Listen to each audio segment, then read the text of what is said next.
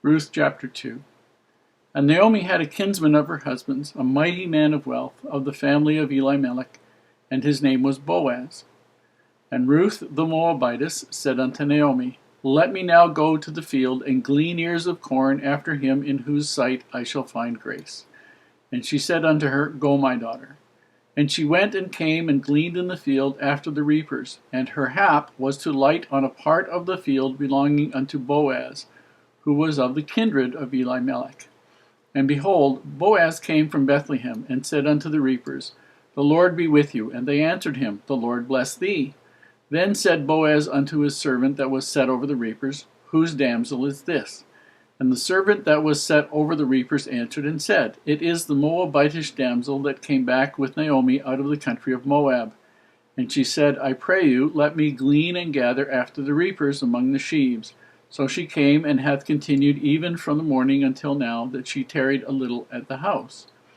Then said Boaz unto Ruth, Hearest thou not, my daughter?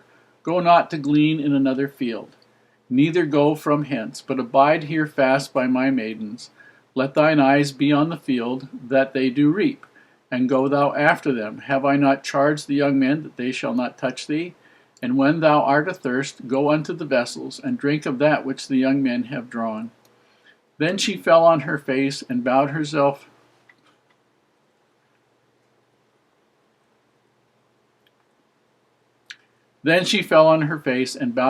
to the ground, and said unto him, Why have I found face in thine eye? Let's do this again. We see here the first time that Ruth meets Boaz. Boaz lives in Bethlehem. He is known as a very wealthy man. And he comes to do something that all the wealthy men in his time would have done, supervise the grain harvest.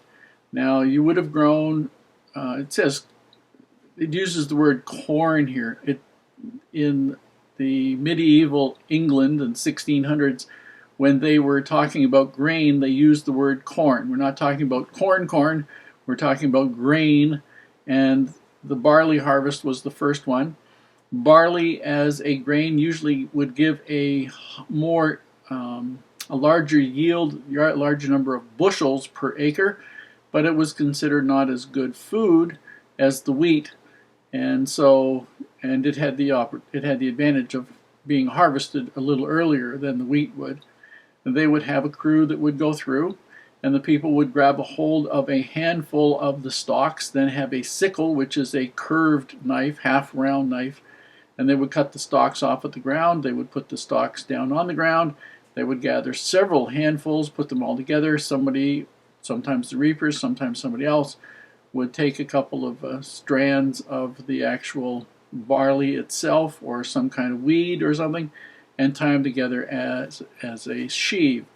And the sheaves would then be carried off to the threshing floor where the grain would be separated from the stalks. And a gleaner was somebody who would pick up the odd stalks of grain that fell and were not tied up in the sheaves or fell out of the bundles. And that was a tough way to try to get food. You would be very fortunate indeed if you got maybe a day's worth of food for a full day's work. This was for poor people only. And you had to basically find some place where you would be allowed to glean. And gleaning was a noble thing, but it was work, but it was hard work, and it was unpaid work, and what you got was the grain. And at the end of the day, you would take it home, and you would separate out the grain yourself and eat it, and the next day you would go back, and only assurance that you would have would be that if you were allowed to glean the field, that you would probably, if you worked really hard, get enough grain to live on that day. So this was not, and so Naomi probably couldn't go and glean because of age and maybe disability, and so Ruth was going to do it, and she happened on a field that was owned by Boaz, who gave his young men instruction to leave her alone, don't bother her, and to let some grain purposefully fall from her, for her, and give her the opportunity, if she was thirsty, to drink from the water that the men brought, which was never ever done for gleaners. That, I mean, it was certainly not something that happened on a regular basis. And it says he gave her some of the, he reached her some of the corn, which means he shared some of the food that the reapers were having. And when she asked why she had found favor in his sight, he made the point he knew Naomi's story and he knew who she was, and he was impressed with her devotion to Naomi and to God, and that was why he was helping her out. At the end of the day, she had about the equivalent of 1¼ bushels of grain, which was an enormously huge amount more than most gleaners would have gotten. Most gleaners, now a bushel of feed, which is low quality barley, might weigh 50 to 55 pounds. The kind of grain barley might have weighed almost as much as wheat, which is be about 60 pounds to the bushel.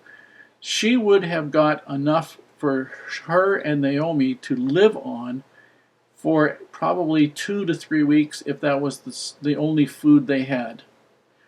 And most gleaners would never do that in their wildest imagination. So she did magnificently well.